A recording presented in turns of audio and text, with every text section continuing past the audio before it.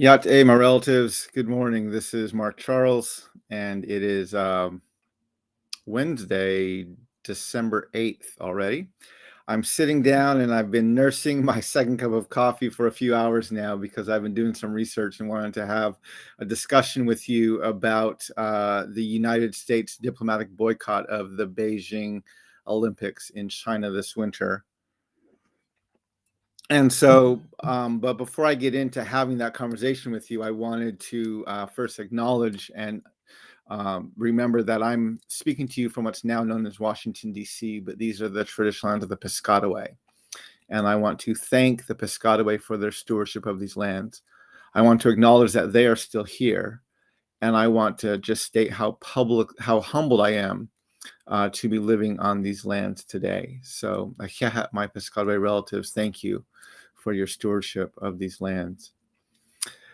So I put a tweet out a few days ago, and it was getting a fair amount of feedback. I'm going to share it in the comment section one more time, but it was let me put it in there so you can find it.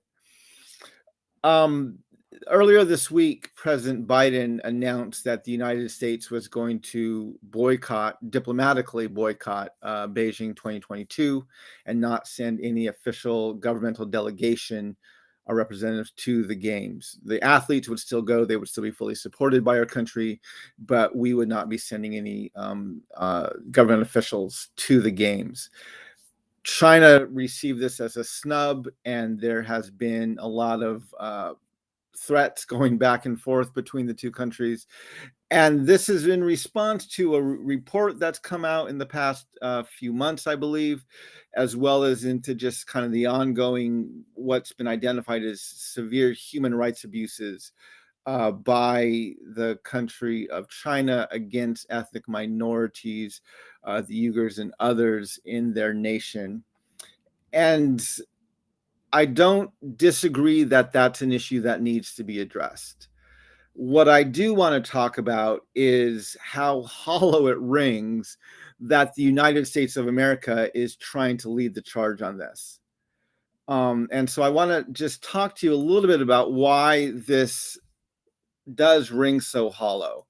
I'm going to share an article with you. It's in the Human Rights Watch website. It's titled China Crimes Against Humanity in Xinjiang. I'm not sure how to say that. Xinjiang.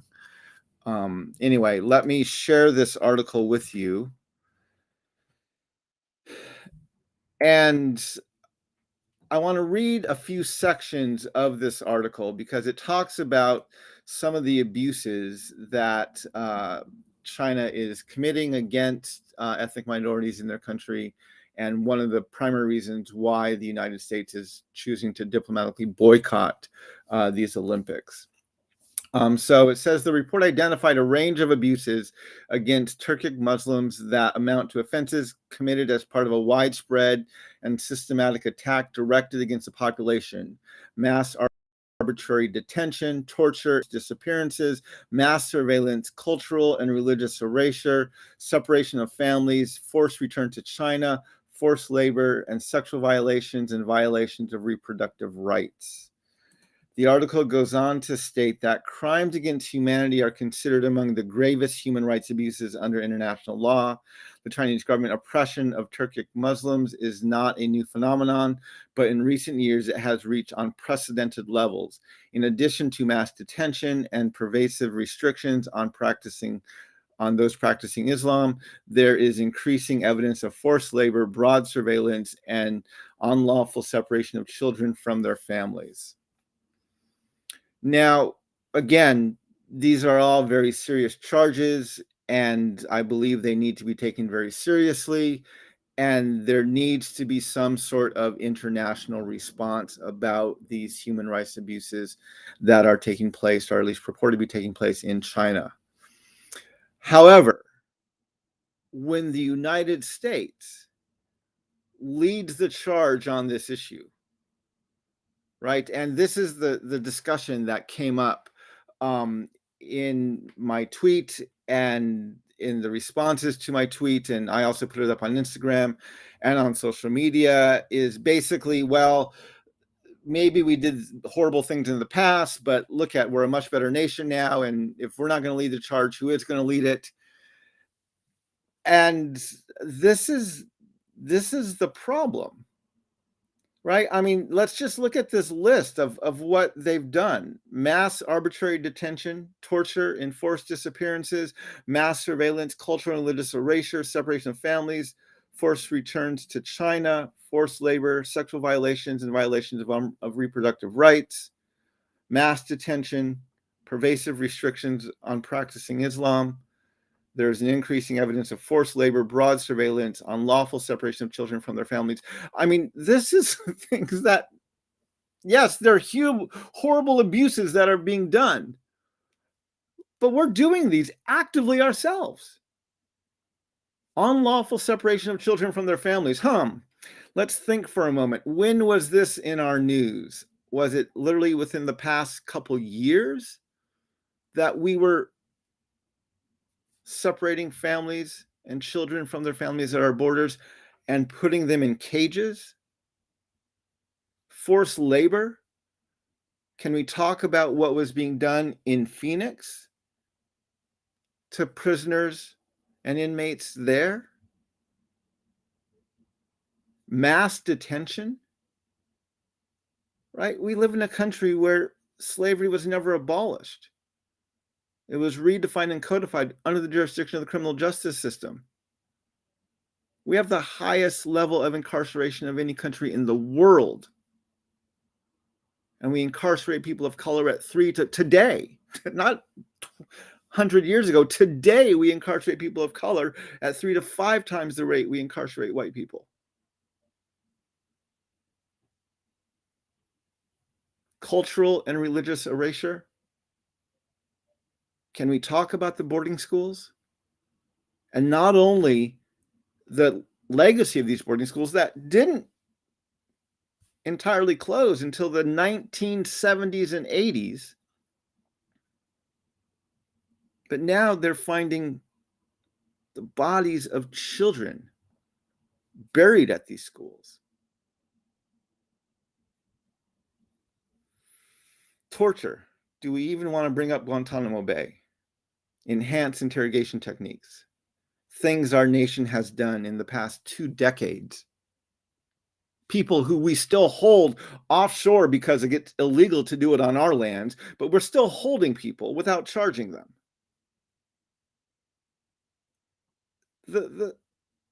These lists, the lists that were accusing China of violating human rights of ethnic minorities is the exact same list that the United States has engaged in and still engages in today against ethnic minorities, not only here in the US, but around the world, internationally. This is what we do. And so the fact that Joe Biden wants to get up on his high horse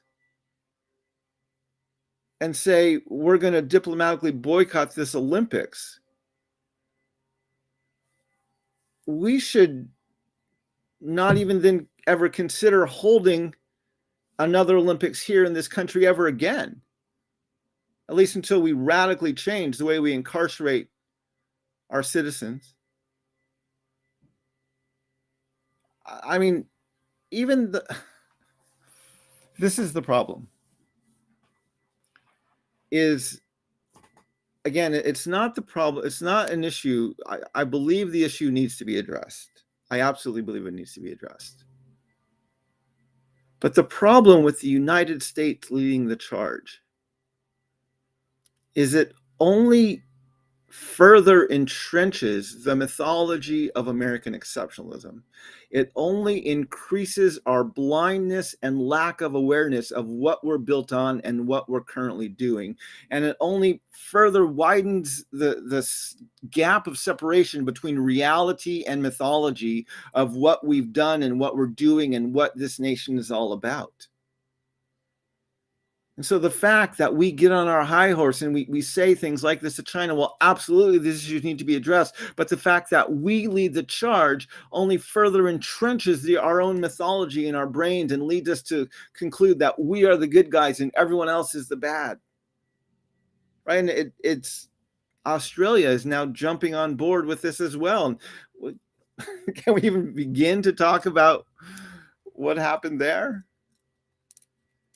and how that land was stolen? This is the problem. Is while, yes, maybe we're not doing things quite as egregiously as we did them 20, 30, 40, 100 years ago. And maybe some practices we've stopped altogether. But we haven't made it right. We haven't corrected the wrongs we've done. We may have stopped committing some of the most egregious ones, but we haven't changed anything. We haven't made it right. We haven't enacted any sort of justice regarding these things. So the people who benefited from them, the society, the demographics that benefited from the stolen land, from the forced enslavement, they still have their wealth. They still have their power. And now, if they're allowed to go around and police the world and lecture them on human rights abuses, when their own platform and position in the world comes from standing atop injustices that are even more egregious, what it does is it means we're never going to address these issues ourselves.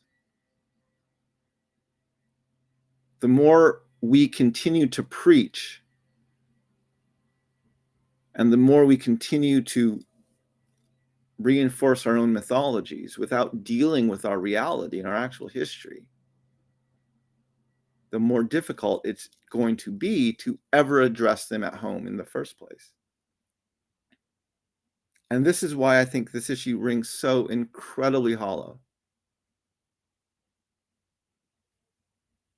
And I don't even know what to say to people anymore. Right? We live in a mythology. People don't know their own history. They don't know what they're standing on. We're just so used to our own injustices, they don't even make the news anymore half the time. I want to share a link to the report that came out. The report that came out of some researchers from Stanford and a few other places. It was called "Break Their Lineage, Break Their Roots." Right? I mean, this is the history of the United States of America against Native peoples here on Turtle Island. There's a link to the web version of the report, and I'm also going to put a link to the PDF version of the report. So if you want to download it and you can read it. I was looking through the report before this live stream, and I found one section in particular I wanted to read. Is towards the beginning of the report, and it says in 2017, according to official statistics, arrests in this part of China accounted for nearly 21% of all arrests in China, despite that region making up only 1.5% of the total population. And again, the numbers are very high, and it's clearly something systemic and absolutely unjust that's going on there. But can we just take a look, and I want to bring this up, can we take a look at our own statistics, right? Where am I at? So in 2017, this is our stats on arrests here in America, where we had 8.1 million total arrests. 5.6 million of those were of white people, 2.2 million were of African Americans, 196,000 were American Indians, And this does, and then we have the 97,000 for Asians and 21,000 for Native Hawaiians or Pacific Islanders. That column is not breaking out by ethnic identity, and so it doesn't include Hispanic or Latinx. Those numbers are over here, and you can see there we have 6.5 million total arrests. This is that were identified by either Hispanic or not Hispanic, with 5.393 million of those being not Hispanic, or 1.19 million being Hispanic or Latinx. And so, again, these numbers, while they may not be quite as egregious as they are in China, they're still egregious, right? We're still arresting people of color at 2 to 3 times the rate that we're arresting white people. And then when we look at our incarceration rates, right? So if we have our incarceration rates of white people is 450 per 100,000. This is in 2010. 2,306 for Black Americans per 100,000. 1,291 for Native peoples, right? And so when we look at that, when we look at those numbers, where if we have, and let me go back to this chart and just show you some of the. There's another chart here. This shows us. This is a different chart. Again, this is broken out only by race, not by ethnicity. So it doesn't include Hispanic or Latino. And if we look at the count here on this table, this has 10.5 million arrests, 7.2 million, and then 2.8 Black, 254,000 American Indian, and 152,000 Asian. If we go back to 2010, where we have the incarceration rate, and we look at these numbers, we see the numbers are even higher. We look at it by percentage, and then we look at it by rate. Again, this is a rate of per 100,000. So in 2010, we arrested 3,711 white people per 100,000. We arrested 8,661 Black people per 100,000, and 4,355 Native peoples per 100,000. And then when we look at those numbers by race, by incarceration, right? So if we arrested that many, then our incarceration rate in 2010 was 450 for whites, 2,300 for Blacks, and 1,200 for Native peoples. What that means is about 12% of the white people we were arresting were actually getting incarcerated. 27% of the Black people getting arrested were incarcerated. And about 30% of Native peoples who were arrested were incarcerated. This isn't an individual comparison, it's comparing our arrest rate versus our incarceration rate in 2010. And so again, while we may not be quite as high as the percentages that they're reporting in China of ethnic minorities there, but these are still astronomically high. And then when you look at the fact that we've been doing this for decades, actually for centuries. And again, it just comes back to the fact that the United States of America, while this is an important issue that we need to deal with, this is not something that we have any integrity to lead on. And the more we try to lead in this capacity, the more it just reinforces the mythology that we believe about ourselves as a nation, which is that we have this figured out. And we don't. And so the thing I'm most concerned about with us doing this very public slapdown of China, which is what this is not that it doesn't need to be addressed, but that we're reinforcing our own lies in our own heads, which is bringing us further away from being able to address it here in our own lands. And if we don't address it in our own lands, things are never going to change here.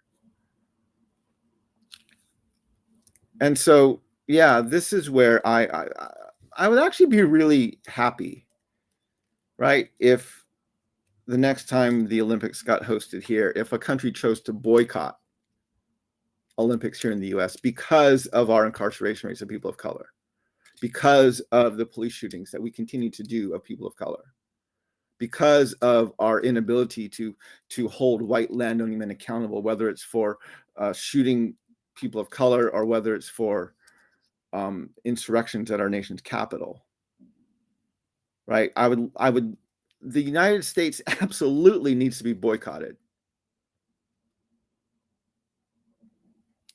I doubt that will happen because we have too much money and power.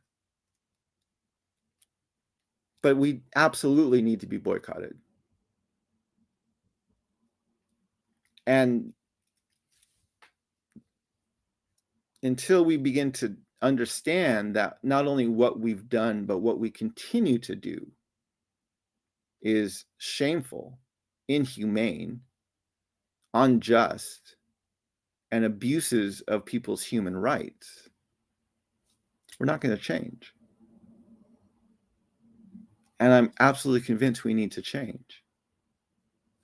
Right? I mean, this makes some of the other tweets I put out in the past couple days even more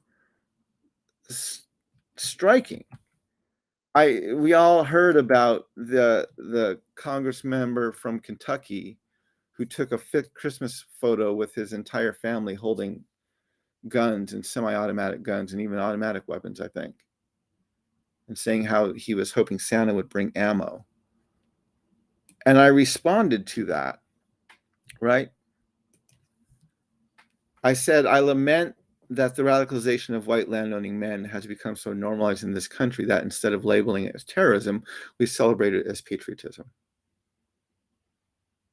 I said that because of the language of our Second Amendment, which not only is used to establish militias, which when it was established were used to protect white settlers from merciless Indian savages and to capture, escape, enslaved Black people who were running to try and find freedom. And it also guarantees the right of the people to keep and bear arms, right? Well, the Constitution defines people as white men. And so when we have a white lawmaker sitting there with his entire white family holding automatic, semi-automatic weapons and celebrating the fact as patriotic leaders of this country,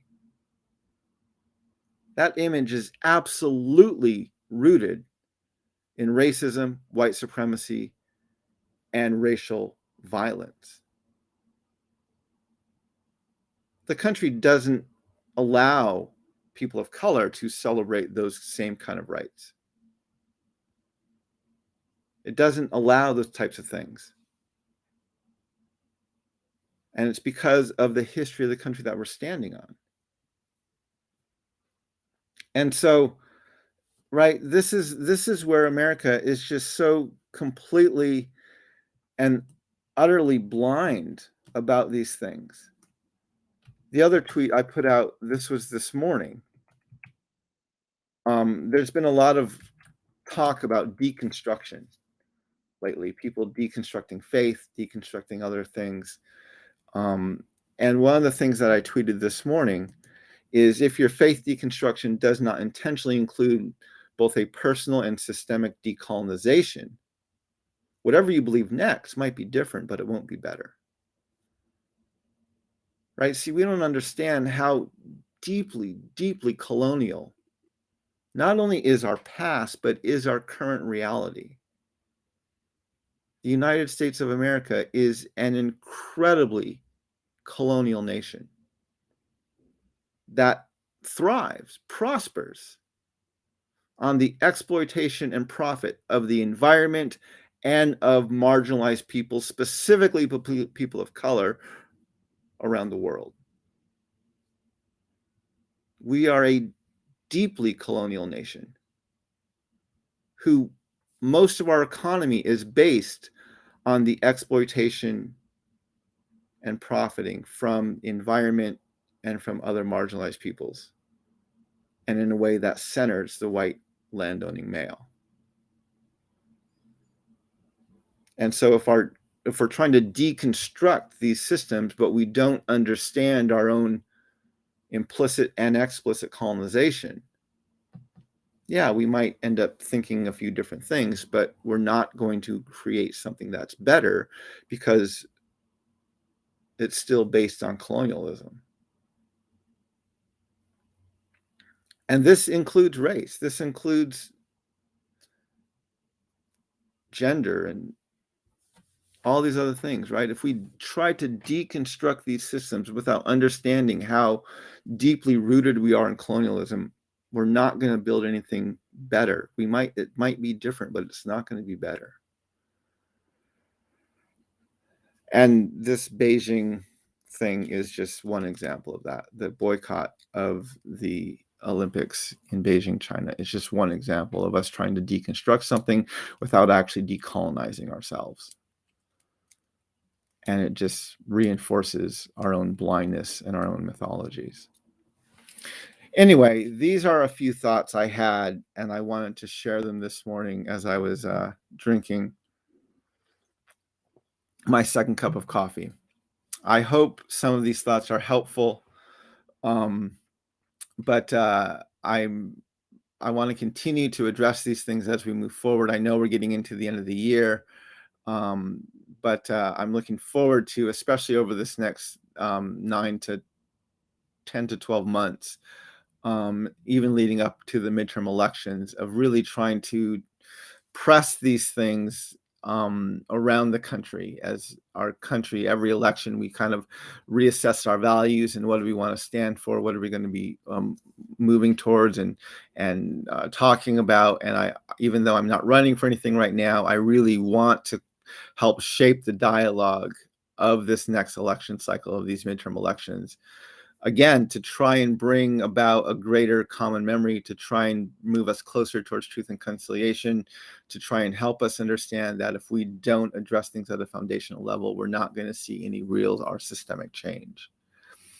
The other thing I want to just share with you is I'm continuing. I actually did something just the other day, which is I added a option on the books that we're selling. So on my website, you can buy copies of Unsettling Truths, signed copies.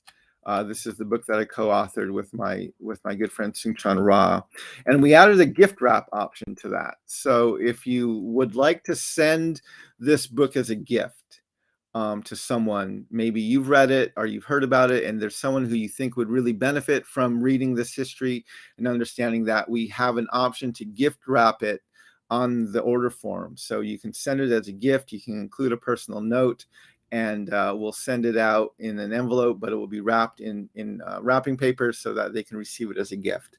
So if you'd like to do that, or if you want to order it for yourself personally, you can order signed copies of the book on my website. And if you want to have a gift wrapped and sent out, we can do that from our website as well. But yeah, anyway, these are the things I'm talking about. I'm still working to try and move this conversation forward. I'm grateful for everyone who joins me for my second cups of coffee, and I hope that we can continue to make progress. My relatives, thank you for joining me. Walk in beauty, and may we learn how to walk in beauty together. Hakonet.